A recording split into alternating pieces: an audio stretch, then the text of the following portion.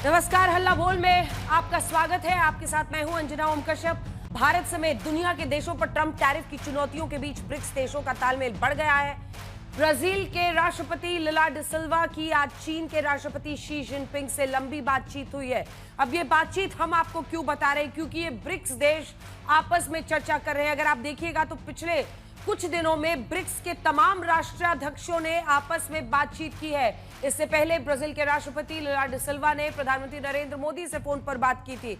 उससे पहले अगर आप देखिए तो यही ब्राजील आगे बढ़ रहा है रशिया के साथ भी, और अब चीन के साथ भी बातचीत हुई है। लगभग 1 घंटे ये दोनों राष्ट्राध्यक्षों के बीच में बात हुई है।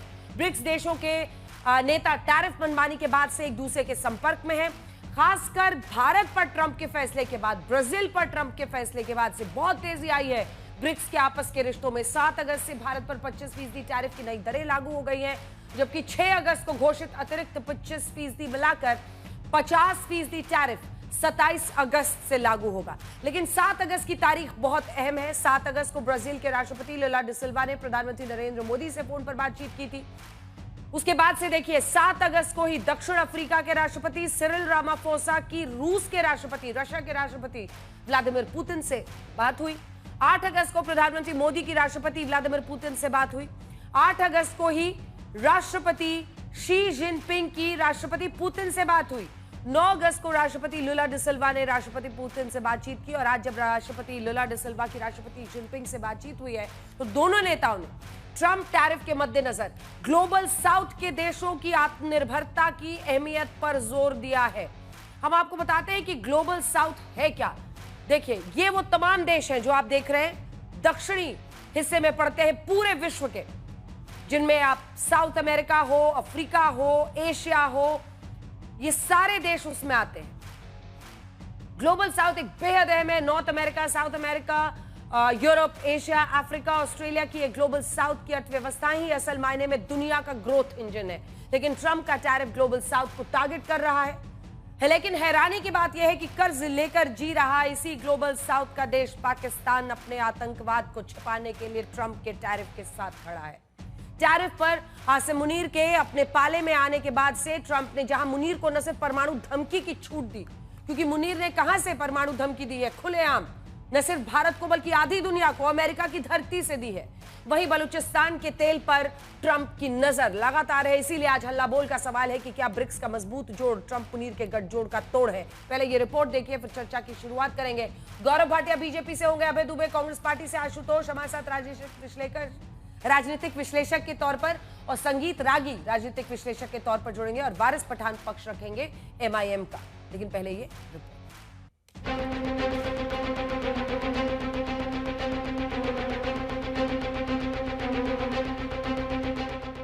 न तो पाकिस्तान के सेना प्रमुख मुल्ला मुनीर का अमेरिका की धरती से परमाणु धमकी देना संयोग मात्र है, और न ही बलूचिस्तान में पाकिस्तानी सेना के आतंकवाद से लड़ रहे बलूचिस्तान लिबरेशन आर्मी को अमेरिका द्वारा आतंकवादी संगठन घोषित करना। अमेरिकी राष्ट्रपति डोनाल्ड ट्रंप का ये पाकिस्तान प्रेम धारा प्रवाह बह रहा है। वो सशक्त भारत को कभी टैरिफ से घेरते हैं तो कभी जिहादी मुल्ला आसिम मुनीर के इशारों पर फैसला लेते हैं। याद कीजिए, 30 जुलाई को टैरिफ पर भारत से आर पार की लड़ाई शुरू होने के कुछ ही घंटों में, यानी टैरिफ बम की 25% वाली पहली किस्त लागू होने के फौरन बाद डोनाल्ड ट्रंप ने सोशल मीडिया पोस्ट में क्या लिखा था। ट्रूथ सोशल पर ट्रंप का बयान था, हमने पाकिस्तान के साथ अभी अभी डील की है, जिसके तहत पाकिस्तान और अमेरिका साथ मिलकर उनके अथाह ऑयल रिजर्व को विकसित करेंगे। हम तेल कंपनी के चुनाव की प्रक्रिया में हैं, जो इस साझेदारी की अगुवाई करेगी। कौन जानता है, हो सकता है कि एक दिन वो भारत को तेल बेच रहे हों। इसी के बाद जब BLA ने बलूचिस्तान के तेल भंडारों को गिरवी रखने के मंसूबे का विरोध किया तो उसे आतंकवादी संगठन का तमगा पहना दिया गया, जबकि खुद अमेरिका और यूरोप के निष्पक्ष राजनीतिक जानकार साफ मान रहे हैं कि मुनीर पर भरोसा करना दुनिया के लिए कितना खतरनाक है। वैसे तो आसिम मुनीर ने आधी दुनिया को परमाणु बम से बर्बाद कर देने की धमकी दी है, और वो भी अमेरिका की धरती से। और एक बात तय है कि भारत पर उसकी खतरनाक सोच बेहद गंभीर है। कुरान की आयतों को पढ़कर जिस तरह मुल्ला मुनीर ने अमेरिका में मुकेश अंबानी के जामनगर रिफाइनरी पर अटैक की धमकी दी है, वो अलर्ट करने वाला है। जामनगर रिफाइनरी दुनिया का सबसे बड़ा single site oil refining complex है। यहाँ सालाना 33 मिलियन टन तेल का शोधन होता है। ये भारत की ऊर्जा सुरक्षा के लिए बेहद अहम है। अब ऐसे में सवाल यह है कि टैरिफ वॉर के साथ हाल के वर्षों में आई सबसे बड़ी कूटनीतिक चुनौती के साथ भारत कैसे निपटता है। मुनीर के परमाणु ब्लैकमेल पर विदेश मंत्रालय का दो टूक बयान है, लेकिन क्या ये पर्याप्त है या फिर इससे आगे स्टैंड लेने की जरूरत है? मोदी गवर्नमेंट की तरफ से एक पॉलिटिकल रिस्पांस आना चाहिए। जैसे एमईए का स्टेटमेंट आया, और साथ ही साथ हमको ये बात समझना है कि पाकिस्तान की आर्मी से और इनके डीप स्टेट से हमको हमेशा खतरा रहेगा। इसके लिए हमको अपनी जो डिफेंस बजट में जो हम लोग कम खर्चा कर रहे हैं उसको बढ़ाना पड़ेगा ताकि हम तैयार रह सकें। हमारी मीटिंग की शुरुआत के समय एक स्टेटमेंट भी हमारे मिनिस्ट्री ने इशू की है कि ये बिल्कुल हम कभी भी सीरियसली नहीं ले सकेंगे। ये न्यूक्लियर ब्लैकमेल भारत कभी नहीं टॉलरेट करेंगे इस देश में। और कि मुनीर जी ने एक देश जो हमारे अच्छे दोस्त वाले देश हैं उनके भूमि पे खड़े होकर इस किस्म की चीज़ कहा, ये तो अच्छा नहीं लगा और इस संदेश पे हम सबको बता देंगे। इस बीच टैरिफ की आड़ में ट्रंप से मिली शह के बाद मुल्ला मुनीर का मुल्क ऑपरेशन सिंदूर में मिली हार का हिसाब बराबर करने की कोशिश कर रहा है। पाकिस्तान को एक तरफा फायदा पहुंचाने वाले सिंधु जल समझौते को निलंबित करना पाकिस्तान को बहुत खल रहा है। पाकिस्तान की इन चालों के बीच मुनीर ट्रंप गठजोड़ का सही तोड़ निकालना ही अब सबसे बड़ी चुनौती है। यानी ट्रंप का टैरिफ अब सिर्फ भारत पर आर्थिक हमला नहीं, ये भारत की सुरक्षा का मसला भी बन चुका है। ब्यूरो रिपोर्ट, आज तक। वैसे बिलावल भुट्टो को आप सुन रहे थे, अब कई लोग उन पर ये कमेंट लिख रहे हैं कि वो किसी रैली में बोल रहे थे कि मुशायरे में बैठ के कुछ बोल रहे थे, अलग ही दुनिया में रहते हैं। वैसे ऐसे ऊपर क्या हंसा जाए जिसने अपनी मां को आतंकवाद की वजह से खोया, वो भी आज सच्चाई नहीं देख रहा, उससे मुंह मोड़ रहा है। लेकिन चैलेंज हमारे सामने है। गौरव भाटिया राष्ट्रीय प्रवक्ता बीजेपी के हमारे साथ जुड़ गए, अभय दुबे जी जुड़ गए प्रवक्ता कांग्रेस पार्टी के, आशुतोष जी हमारे साथ कुछ देर में जुड़ेंगे, संगीत रागी जी स्टूडियो में है, बारिश पठान प्रवक्ता AIMIM के हमारे सामने है। गौरव जी, चैलेंज हमारे सामने है क्योंकि अगर ट्रंप और पाकिस्तान का, ट्रंप मुनीर का ये नापाक गठजोड़ बन रहा है, इससे बड़ा चैलेंज इंडिया के लिए हो नहीं सकता है। मेरा प्रश्न आपसे यह है, कहते हैं एक तरफ कुआं एक तरफ खाई, लेकिन एक तरफ अमेरिका है एक तरफ चीन। हम ब्रिक्स के सहारे जिस स्ट्रैटेजी को बनाने की कोशिश कर रहे हैं, हम चीन पर कितना भरोसा कर सकते हैं? भारत सरकार इस वक्त स्ट्रैटेजी क्या सोच रही है, डिप्लोमेटिकली ही सही इसको हैंडल करने की? अंजना जी, सर्वप्रथम तो मैं ये कहना चाहूँगा कि नरेंद्र मोदी जी वो नेतृत्व भारत को प्रदान करते हैं जिसमें भारत आज पूरा विश्व का विश्व बंधु है। और आपने कहा एक तरफ कुआं एक तरफ खाई, लेकिन हमें नहीं भूलना चाहिए जब आत्मनिर्भर भारत की बात हुई और उसके बाद कैसे भारत आत्मनिर्भर बना, ये अपने आप में दिखाता है कि भारत चाहता है कि सभी देशों से मित्रता हो, जो आतंकिस्तान है वो नेस्त नाबूद हो। लेकिन अगर कोई दबाव की राजनीति करेगा, चाहे वो अमेरिका ट्रंप क्यों ना हो, कोई और देश क्यों ना हो, तो भारत आत्मनिर्भर है कि हम वही कदम उठाएंगे जो देश हित में होंगे। और ये कहना गलत नहीं होगा सबसे पहले, क्योंकि आपने कूटनीति की बात करी। नरेंद्र मोदी जी का जो पहला सिद्धांत है वो है हर फैसला राष्ट्रहित में, राष्ट्रहित सर्वोपरि। दूसरी बात देखिए, हमें नहीं भूलना चाहिए कि भारत एक संत देश है और दूसरी तरफ एक आतंकी देश पाकिस्तान। अगर अमेरिका को आतंकियों से रिश्ते बढ़ाने हैं तो वो उनका क्षेत्र अधिकार है, लेकिन ऐसा नहीं है कि भारत के जो मित्र देश हैं उनकी कमी है। हम भी संज्ञान लेंगे और मजबूती से वो करेंगे जो हमारे हित में हो, जिसका उदाहरण मैं आपको देता हूं। देखिए, अमेरिका ने इससे पहले कहा कि S-400 एंटी मिसाइल सिस्टम, जो कि हमारा सुरक्षा कवच बना अभी जब पाकिस्तान ने हमला करने का प्रयास किया, मत लो। लेकिन भारत ने नरेंद्र मोदी जी के नेतृत्व में वो लिया। दूसरा, अमेरिका ने कहा कि आप क्रूड ऑयल मत लीजिए रशिया से, लेकिन भारत ने वो किया जो हमारे हित में है। लेकिन यहां कंफ्यूज कौन है? यहां कंफ्यूज्ड है अमेरिका स्वयं, क्योंकि वो आतंकिस्तान से बात कर रहा है। और मैं जब देख रहा था, जानकारी ले रहा था, तो एक बात मेरे सामने आई। डोनाल्ड ट्रंप ने क्या कहा है पाकिस्तान के बारे में? उन्होंने कहा पाकिस्तान ने अमेरिका को झूठ दिया। एक दूसरा, उन्होंने कहा पाकिस्तान आतंकियों के लिए सबसे सुरक्षित स्थान है। तो आज सवाल भारत ही नहीं, पूरा विश्व डोनाल्ड ट्रंप से पूछ रहा है कि आप ये बताइए, जिसको आप आतंकिस्तान कहते हैं उससे आप मित्रता बढ़ाना चाहते हैं। तो ये उनसे प्रश्न है। अब दूसरी बात, डिप्लोमेसी में एक बहुत अहम बात होती है कि आपको जो भी बयान देना है, जो भी निर्णय लेने हैं, जो भी दबाव बनाना है, वो कूटनीतिक तरीके से बहुत ही संयम रख के, धैर्य रख के करना होता है। भारत वो ही कर रहा है। अगर अमेरिका हम पे टैरिफ लगाता है तो भारत भी इतना सक्षम है कि हम लोग अमेरिका पे भी दबाव बना सकते हैं। और दूसरे भाग में मैं आपको बताऊंगा क्या, मैं आपको उदाहरण, क्या हम टैरिफ इजाफे की बात सोच रहे हैं? हाँ। मैं आपको उत्तर देता हूं। देखिए, ये सरकार मजबूत सरकार है, वो निर्णय लेगी जो देश हित में होगा। लेकिन अब आपने कहा कैसे, तो मैं भी रिसर्च कर रहा था, मेरे मन में यह सवाल आया इससे पहले, क्या अमेरिका ने इस तरीके से भारत पे टैरिफ लगाया और भारत ने क्या किया? तो मैं आपको उत्तर देता हूं। जब ट्रंप 1 जो 4 साल के लिए राष्ट्रपति रहे, तो ट्रंप ने 2018 से 20 के बीच में स्टील पे 25% जो है टैरिफ लगाया और एल्यूमिनियम पे 10% लगाया। और एक होता है जनरलाइज सिस्टम ऑफ प्रेफरेंस, इसमें भारत था और इसको भारत को हटा दिया था। हमने भी रिटेलिएटरी जो 28 यूएस के गुड्स थे उन पे टैरिफ लगाया और आगे चल के ये हुआ कि स्थिति बेहतर हुई। तो ये मैंने इसीलिए आपको उदाहरण दिया कि अगर वो अपने हित में कोई कार्य करता है, ये उनका विवेक है।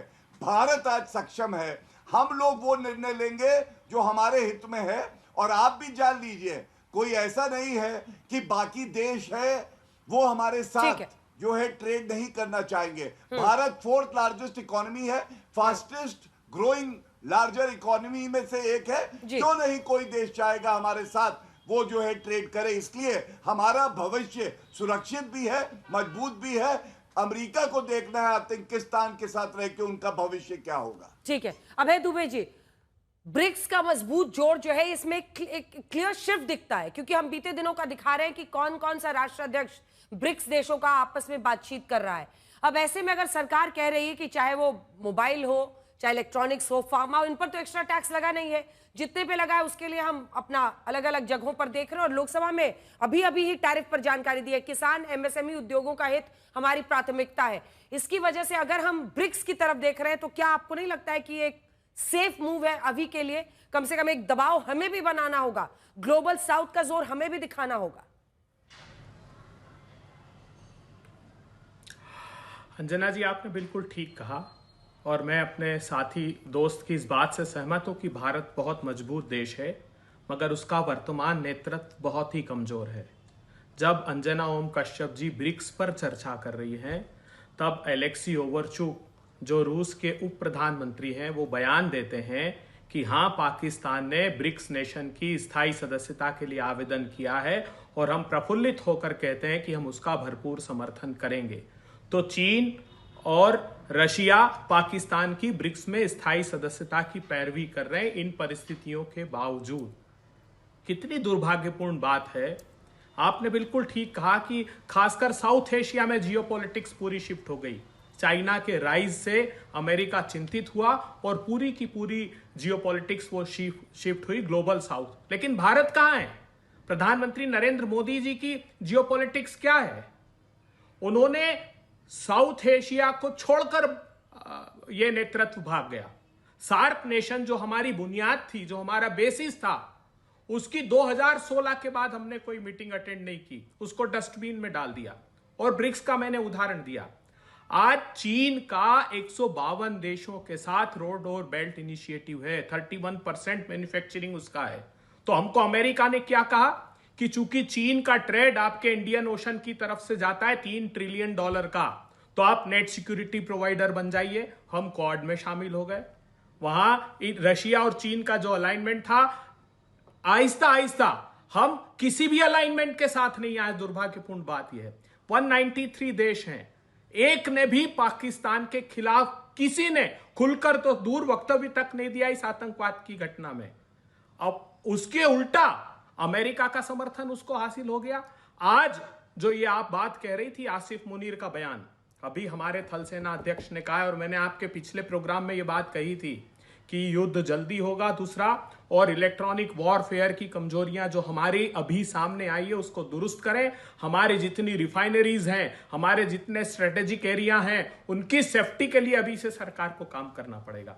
आज पूरी दुनिया ये देख रही है कि भारत कहां खड़ा हुआ है। मुझे एक बात बताइए आप कि जो जीएसपी का इन्होंने कहा, जनरलाइज सिस्टम ऑफ प्रेफरेंस से अमेरिका ने बाहर किया, कितने आइटम? 1000 आइटम 70 के दशक से हम ड्यूटी फ्री एक्सपोर्ट करते थे अमेरिका को।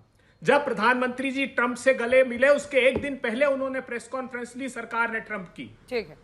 पहली ट्रंप की सरकार ने कि India and China are eating our lunch, और वो पेरिस कन्वेंशन से बाहर हो गए। हमारे नागरिकों को हाथों में हथकड़ियां और बेड़ियां लगाई, लेकिन ये मौन रहे क्योंकि इनको केमिस्ट्री दिख रही थी। ये कह रहे थे कि देखिए प्रधानमंत्री जी कैसे शी जिनपिंग के साथ झूला झूलते हैं, देखिए प्रधानमंत्री जी ट्रंप से कैसे गले मिलते हैं। अरे केमिस्ट्री के पीछे जो भारत का मैथमेटिक्स था वो कहां सफल हुआ? आज ये पूरा देश आपसे पूछ रहा है, कहां लाकर खड़ा कर दिया हमको। एक छोटा सा देश पाकिस्तान, और ये युद्ध होगा अंजना जी तो याद रखिएगा, ये सिंगल फ्रंट रीइंफोर्समेंट का युद्ध होगा। चाइना उसके पीछे खड़ा हुआ है। जितने आतंकी घटनाएं हमारी हो रही कश्मीर में, सारे वेपन, सारे ग्रेनेड्स चाइनीज मिल रहे हैं। आपको क्या लगता है कौन साथ देगा हमारा? क्या रशिया हमारे साथ है? गौरव जी, इसका एक छोटा सा जवाब दीजिए, फिर मैं अन्य मेहमानों के पास जाऊंगा। इक्विवेलेंस पे कहा पाकिस्तान मैं केवल इसीलिए मैंने पहला ही सवाल अभय दुबे जी यही पूछा था कि एक तरफ अगर कुआं एक तरफ खाई है तो एक तरफ अमेरिका एक तरफ चीन है। अब ये स्थिति हो गई है। गौरव जी, इसका छोटा सा जवाब, फिर मैं अन्य मेहमानों के पास जाऊंगा। धन्यवाद। मैं 2 बातें कहूंगा उत्तर में। सबसे पहले देखिए, जैसे ट्रंप कंफ्यूज्ड है वैसे कांग्रेस कंफ्यूज्ड है। और क्यों? देखिए, राहुल गांधी जी ने कहा कि हमारे देश को स्पष्टता से यह कहना चाहिए कि Donald Trump is a liar, और उसके बाद जब डोनाल्ड ट्रंप ने कहा भारत की अर्थव्यवस्था तो मरी हुई है, तो राहुल गांधी बोले ये भी ठीक कह रहे हैं। तो हमारे देश में कंफ्यूज्ड कमजोर कड़ी कौन है? कांग्रेस पार्टी है। और दूसरी बात, अभी तक राहुल गांधी कहते थे और सारे कांग्रेसी प्रवक्ता कि ये जो हमारा ऑपरेशन सिंदूर है जो अभी भी चल रहा है, ये रुकवाया ट्रंप ने क्योंकि ट्रेड करना था, दबाव है। अब अगर दबाव इतना था तो फिर टैरिफ क्यों लगा? इसका मतलब हमारा मजबूत देश है, हम किसी के दबाव में नहीं आते, हम तो दबाव देते हैं। अब आतंकवाद पे इनकी पॉलिसी क्या है ये कह के मैं अंत करूंगा। शर्म एल शेख का जो जॉइंट डिक्लेरेशन है वो मेरे हाथ में है, और इसमें 3 बड़ी बातें हैं, पूरे देश के नागरिक अभी सुन रहे हैं। पहला, मनमोहन सिंह जी ने कहा, दोनों नेताओं ने इस बात पर सहमति व्यक्त की कि आतंकवाद दोनों देशों के लिए मुख्य खतरा है। मतलब आतंकिस्तान के साथ हाथ मिला के कहा कि खतरा है उनके लिए भी। ये एक विफलता थी। दूसरा, डोजियर दे रहे थे, ये खुद आया इस शर्म एल शेख में जो स्टेटमेंट था जॉइंट। और तीसरी बात, आतंकवाद पर कार्रवाई को कॉम्पोजिट डायलॉग प्रक्रिया से नहीं जोड़ा जाना चाहिए। हम लोग कहते हैं आतंकवाद और बातचीत एक साथ नहीं हो सकती। ये कहते थे आतंकवाद तो देख लेंगे लेकिन बातचीत होनी चाहिए शर्म एल शेख में। तो मैंने बिल्कुल स्पष्टता से बताया, आज मोदी जी के नेतृत्व में हमारे में क्लैरिटी है। कांग्रेस के जो सरकार थी उसमें कंफ्यूजन। अबे दुबे जी, सिर्फ 2 लाइन का जवाब देना होगा, बाकी 3 लोग इंतजार नहीं कर सकते आधे घंटे। छोटा 2 लाइन, सिर्फ 2 लाइन। अंजना जी, इसके बाद ही तो प्रधानमंत्री जी केक काटने गए, इसके बाद ही आईएसआई को पठानकोट बुला लिया जांच के लिए। शर्मनाक बात नहीं है? एक तरफ यूनाइटेड नेशंस में दस्तावेज लेकर जाकर कहते हो कि संस्थागत रूप से पाकिस्तान शामिल है, और दूसरी तरफ at the start of the operation Pakistan को बताते हो कि हम ये ऑपरेशन करने वाले। तो विश्व क्यों भरोसा करेगा? आपने ऑपरेशन सिंदूर के लिए सारे सांसद भेजे, आपके पड़ोसी मुल्कों तक में नहीं भेजे। और एक मुल्क का बयान बता दीजिए आप जिसमें उन्होंने कहा हो कि पाकिस्तान संस्थागत रूप से आतंकवाद में शामिल है। तो सिर्फ इनकी नीतियां हैं खुद की छवि को चमकाने की और अपनी राजनीतिक सत्ता की भूख मिटाने की। इनका देश इनके लिए प्रथम नहीं है, इनके लिए प्रधानमंत्री की छवि प्रथम है और इनकी सत्ता। सिर्फ डोमेस्टिक पॉलिटिक्स ही कर रही है। ये फॉरेन पॉलिसी तो कब से समाप्त कर दी इन्होंने, 2014 के बाद ही। अंजना जी, रागी जी जल्दी से आपके पास आ रहे हैं। जो कमेंट है, मतलब उनका ये कहना है कि मतलब तमाम आरोप उन्होंने लगाए और उसमें सबसे बड़ा आरोप उनका यही है कि आप इस देश में कूटनीति, इस देश की कूटनीति को अच्छा करने के बजाय बिगाड़ चुके हैं। अब मतलब बियॉन्ड रिपेयर हो चुका है। देखिए, मुझे लगता है कि ये बहुत ओवर सिंप्लीफिकेशन ऑफ थिंग्स होगा। आप ब्रिक्स में आपके पास दो प्रकार के चैलेंजेस है। एक तो आपकी डिफेंस सिक्योरिटी है और दूसरा इकोनॉमिक सिक्योरिटी। इकोनॉमिक सिक्योरिटी के लिए जो है वो आप ब्रिक्स का आप सहारा ले रहे हैं, क्योंकि वैसे भी जब अभी जब ये कांग्रेस के प्रवक्ता बोल रहे थे तो एजुकेशन, सर्विस सेक्टर, रॉयल्टी और बाकी सारी चीजों के यदि आप लेंगे अजय दी, तो आपको ध्यान होगा कि अमेरिका के साथ आपका ट्रेड डेफिसिट चल रहा था कांग्रेस के जमाने में, बस इंक्लूडिंग मैं आपको फिर बता रहा हूं, सर्विसेज, एजुकेशन, रॉयल्टी, इन सारी चीजों को आप ध्यान में फैक्टर इन कीजिएगा, तब एक्सपोर्ट इंपोर्ट को सिर्फ ध्यान में रखिएगा, तब ऐसा नहीं होगा। लेकिन यदि बाकी सारी चीजें फैक्टर इन करेंगे तो ट्रेड डेफिसिट चल रहा था उस समय भी। दूसरी बात है, इसका हम कहां से सिक्योर कर रहे हैं? ग्लोबल साउथ जो कि 40% जो है वर्ल्ड जीडीपी को कंट्रीब्यूट करता है, वहां से हम इसको साध सकते हैं। दूसरी बड़ी बात है कि क्या एशिया पैसिफिक रीजन में जो चाइना नंबर 1 दुश्मन है, मैं बार बार कहता हूं, जो बाइडेन ने रसिया के साथ ठान करके चाइना और रसिया को एक साथ खड़ा कर दिया, ट्रंप वही गलती कर रहे हैं। ट्रंप जो है आज के दिन में चीन, भारत और रसिया तीनों को एक साथ खड़ा करने की कोशिश कर रहे हैं। नहीं तो ऐसी स्थिति में ये स्थिति नहीं आती।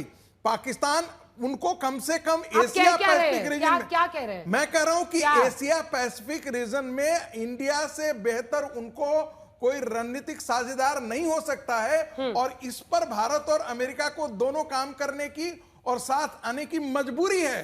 और जहां तक टैरिफ वार की बात है, जहां अर्थ की है, तो एक चीज तो ध्यान रखिए, जब आप हिमालय पर आप अकेले खड़े हो जाएंगे ना, तो आपके 4 दुश्मन हो। हाई टेबल पर आप बैठने की कोशिश करेंगे तो इसमें दो राय नहीं है कि बड़े बड़े देश भी नहीं चाहेंगे। क्या चाहेगा कि जर्मनी, फ्रांस, ब्रिटेन, वो कभी चाहेगा क्या कि भारत उनके बराबर या उनसे बड़ा आकर के खड़ा हो जाए? अमेरिका भी नहीं चाहेगा कि दूसरा चीन आकर के साउथ एशिया में खड़ा हो जाए। तो स्वाभाविक है कि आपको वो दबोचने की कोशिश में करेंगे। उन्होंने टैरिफ वार इसीलिए छेड़ा ताकि आपकी इकोनॉमी को स्क्रैम्बल कर सकें। भारत उसके लिए तैयार नहीं है आज के दिन में। और इसका सबसे बड़ा कारण है कि हम अपने 60% कंजम्पशन तो हम अपने देश में ही करते हैं, बाकी चीजें जो है वो हम अफ्रीका की तरफ। टैरिफ तक बात समझ में आ रही थी साहब, आज बात आगे बढ़ गई है ना। ट्रंप और मुनीर का गठजोड़, देखिए आपको समझ नहीं आ रहा है कि नहीं, मैं समझ रहा हूं। बलूच को लेकर के, बलूचिस्तान को लेकर के, वो एरिया पर पाकिस्तान के अंदर उस एरिया पर तो चाइना की भी नजर है। और चाइना वहां पर अभी तक एंट्री नहीं मार सका है, क्योंकि हर दिन वहां पर ट्रेनें उलटती हैं, हर दिन बम फूटता है। कौन सी एजेंसी वहां पर जाकर के काम करे? अब बीएलए को तो उन्होंने टेररिस्ट ऑर्गेनाइजेशन घोषित कर दिया है। दीजिए, 7 कंपनियां, इंटरनेशनल कंपनियां वहां ऑलरेडी जाकर के सर्वे कर चुकी है और भाग चुकी है वहां से। तो ट्रंप कल आके जाकर के बलूचिस्तान के अंदर ऑयल प्रोड्यूस कर देंगे, तो मुझे इसके लिए शंका है, इस पर शंका दिखाई देती है। आपके नेता को हम लोग सुन रहे थे, वारिस पठान साहब, वो कह रहे कि पॉलिटिकल स्टेटमेंट आना चाहिए। मतलब ये डिप्लोमेसी है या सड़क वाली डॉग फाइट है? ये गली चौराहे पर हैदराबाद में खड़ा होकर भाषण देने से अलग चीज होती है ना। ये डिप्लोमेसी है, किसी देश को जबरदस्ती दुश्मन देश बना लिया जाए।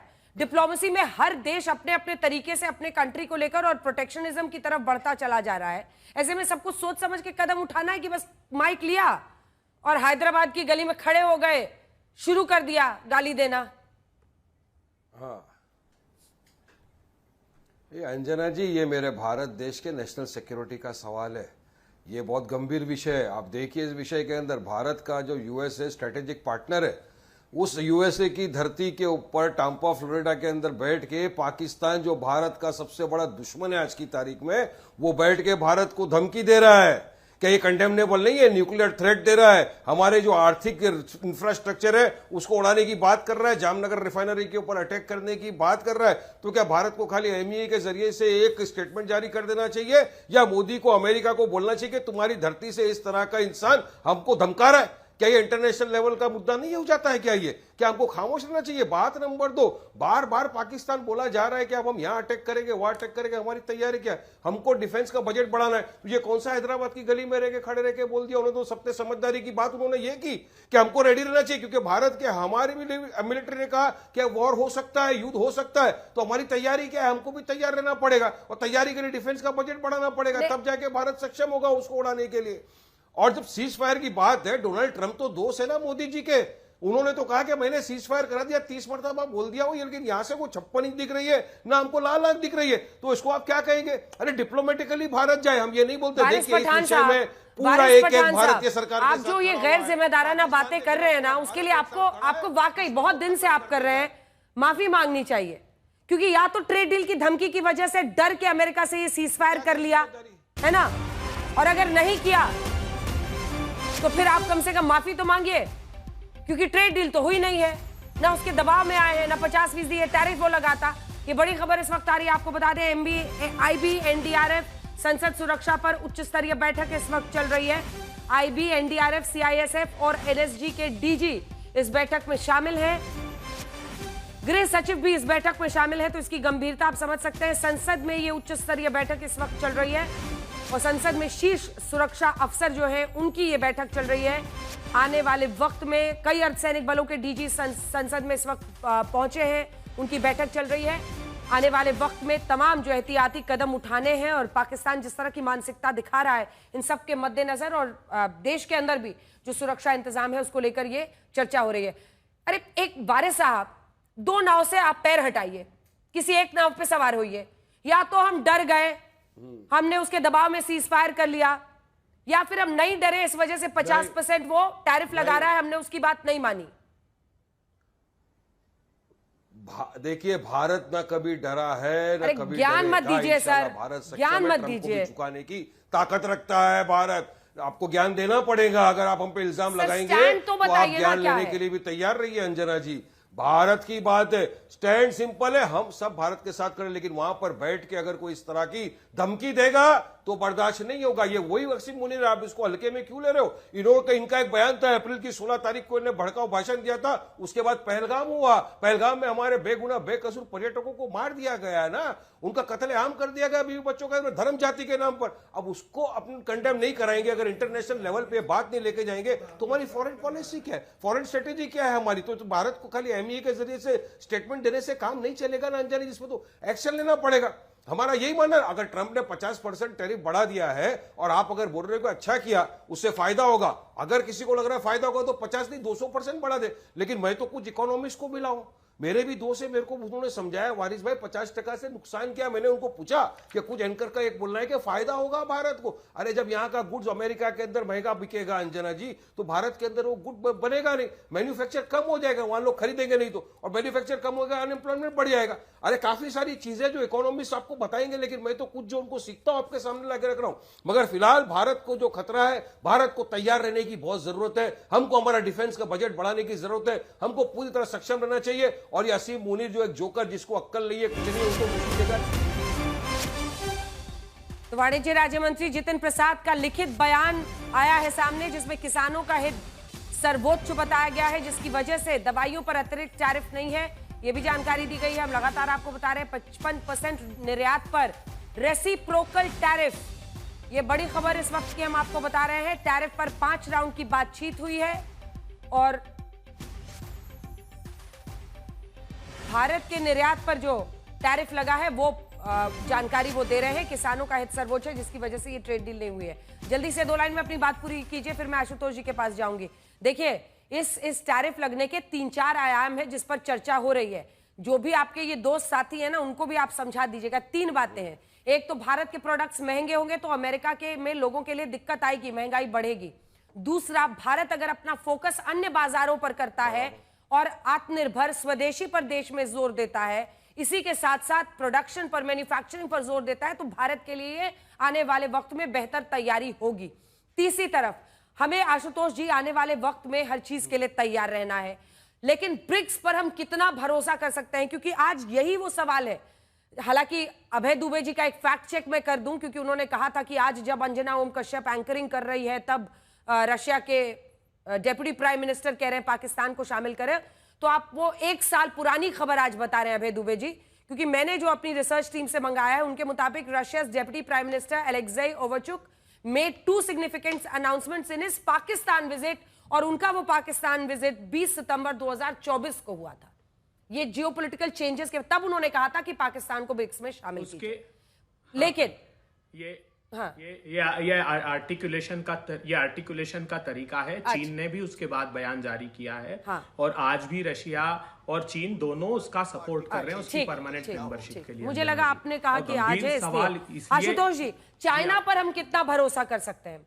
क्या ये स्ट्रैटेजी सही है? मैं तो आज इस बहस को लाना चाहती हूँ कि हम जो कर रहे हैं इस वक्त, हम ब्रिक्स पर अगर जोर दे भी रहे हैं तो हम चीन से पर कितना भरोसा कर सकते हैं? और देखिए ट्रंप क्या कर रहे हैं, न सिर्फ ट्रंप मुनीर का एक गठजोड़ बन रहा है, वो चाइना को भी धीरे धीरे रिझा रहे हैं। वो 90 दिन का एक्सटेंशन, और बार बार मतलब अब चीन भी उनको अच्छा लगने लगा इंडिया के सामने। अंजना जी, जो सवाल आपने पूछा है उसका एक संदर्भ है, और वो जो आसिम मुनीर ने कहा, पहले मैं उस बारे को थोड़ा सा स्पष्ट कर दूं, फिर मैं चाइना पे आता हूं तो बात ज्यादा बेहतर तरीके से होगी। आसिम मुनीर का बयान दो कारणों से महत्वपूर्ण है। पहली बात यह कि भारत के जब एयर मार्शल AP सिंह ने कहा कि हमने 6 पाकिस्तान के विमान गिराए हैं, उसके बाद यह बयान है। उसके बाद उन्होंने जो बयान दिया वो अमेरिका की धरती से बयान दिया है। तो अमेरिका की धरती से बयान देना, और अमेरिका अगर भारत को अपना दोस्त मानता है, और हम मानते हैं कि डिप्लोमेटिकली हमने कोई ब्रेकडाउन किया नहीं है, तो एक अमेरिका की जमीन से आसिम मुनीर का इस तरीके से बयान देना दरअसल भारत को संदेश देने की कोशिश ट्रंप भी कर रहे हैं और आसिम मुनीर भी कर रहे हैं। लेकिन दूसरी बात, महत्वपूर्ण सवाल यह है कि आसिम मुनीर हो या डोनाल्ड ट्रंप हो या अमेरिका हो या चाइना, 140 करोड़ के हिंदुस्तानियों को वो ना तो धमकी दे सकते हैं, ना ये सोच सकते हैं कि आप हिंदुस्तानियों को डरा रहे। हिंदुस्तान ना कभी डरा है ना कभी डरेगा। तीसरी बात, जहां तक महत्वपूर्ण सवाल इस बात को लेकर है जो उनके न्यूक्लियर डॉक्ट्रिन का प्रश्न है, तो पाकिस्तान की जो पूरी की पूरी न्यूक्लियर डॉक्ट्रिन है वो इंडिया सेंट्रिक है, और उसमें थोड़ी सी जो एम्बिग्यूटी थी वो 2024 में क्लियर कर दी है। उनका कहना है कि हमारे पास नो फर्स्ट यूज, यानी हम पहले स्ट्राइक भी कर सकते हैं, जबकि भारत की स्टेटेड न्यूक्लियर पॉलिसी 2003 में जो के सुब्रमण्यम है, जो मौजूदा विदेश मंत्री उनके पिताजी थे, उन्होंने पहली बार स्टेट किया था भारत की नो फर्स्ट यूज पॉलिसी है। लेकिन राजनाथ सिंह ने और पर्रिकर ने, दोनों ने यह क्लियर किया था कि उसके बारे में जरूरत पड़ेगी तो हम सोचेंगे। यानी भारत भी पाकिस्तान की किसी भी हरकत के लिए तैयार है, इसलिए पाकिस्तान ये समझ ले कि वो अगर हमको धमकी देने की कोशिश कर रहा तो डरने वाले नहीं। तीसरी बात, जो चाइना का प्रश्न है, मैं बार बार इस बात को कह रहा हूं कि China is a civilisational country, India is a civilisational country. हमारा और चीन का इतिहास 4000-5000 साल पुराना इतिहास है। हम अपस्टार्ट की तरीके से बिहेव नहीं करते, इसलिए और अमेरिकन जिनका इतिहास अभी 250 साल पुराना है, उनकी कोई संस्कृति नहीं, उनका कोई अपना सिविलाइजेशन नहीं। इस संदर्भ में कहता हूं कि भारत को पाकिस्तान, चाइना के साथ अपने रिश्ते बेहतर करने चाहिए, इर्रिस्पेक्टिव ऑफ ऑपरेशन सिंदूर। उससे कई फायदे होने वाले हैं। एक, आप चाइना से जो हमारी टेंशन है, जो लगातार किटकिट हो रही है, उसमें कमी आएगी। चाइना दबाव डालेगा पाकिस्तान के ऊपर, उसमें भी कमी आ सकती है। और रूस जो थोड़ा सा डिस्टेंट दिखाई पड़ रहा है, उसमें भी कमी आने की संभावना। लेकिन अभी भी जियोपॉलिटिक्स काफी वोलेटाइल है। 15 अगस्त को अगर आप देखें तो पुतिन और ट्रंप की मुलाकात होने वाली है। भारत के प्रधानमंत्री चाइना जा रहे हैं, तो अभी कुछ भी कहना मुश्किल है। लेकिन ना तो हमें अमेरिका को अपना एडवर्सरी मानना चाहिए, क्योंकि अगर मानेंगे तो हम सारे नेता तो कह रहे ट्रंप को गाली दो, एडवर्सरी कैसे नहीं मानेंगे?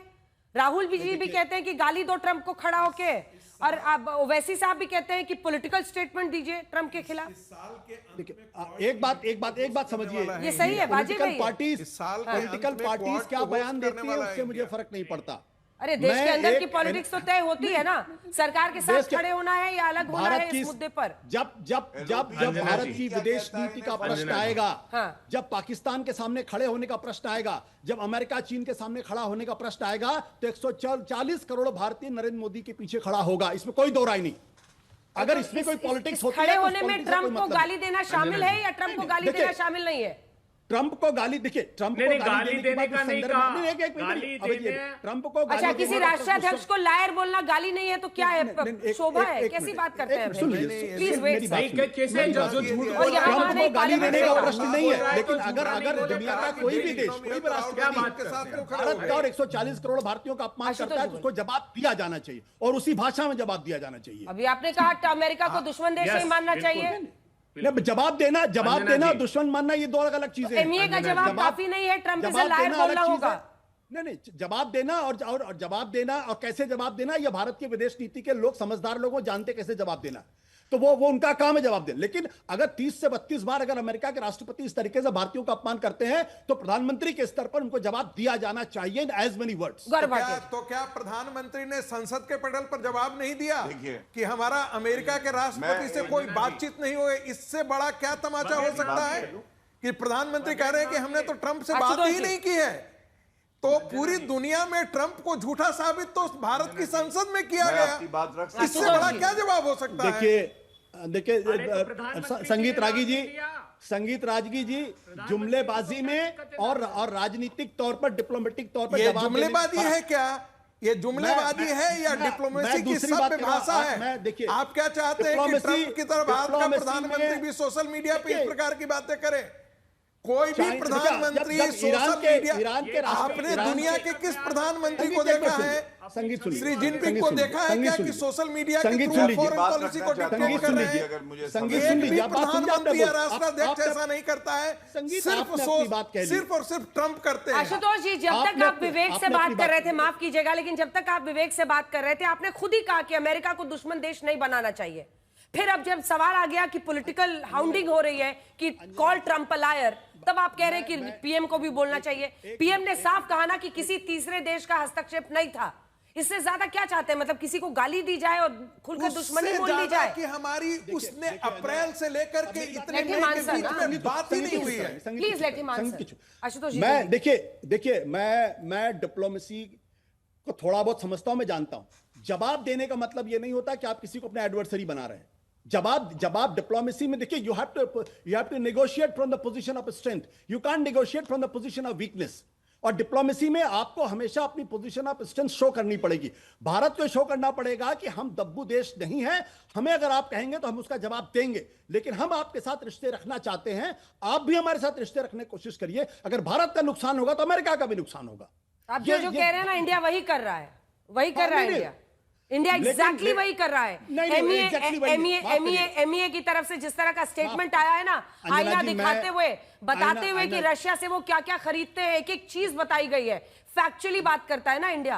अब उसमें आप चाहते हैं कि नहीं किसी को बैठ के गाली दी जाए और शब्द लिखे जाए, तो ये थोड़ा ना दो लोगों के बीच का इलिसिट या कोई रिलेशनशिप है जिसमें लड़ाई चल रही है और वो आपको अब शब्द लिखने हैं। बहुत समझदार एंकर है, आप अच्छी तरीके से जानती मैं क्या कह रहा हूं। मैं सिंपल सी बात कह रहा हूं, मैं उत्तर देना भारत चाहता को has to negotiate from the position of strength.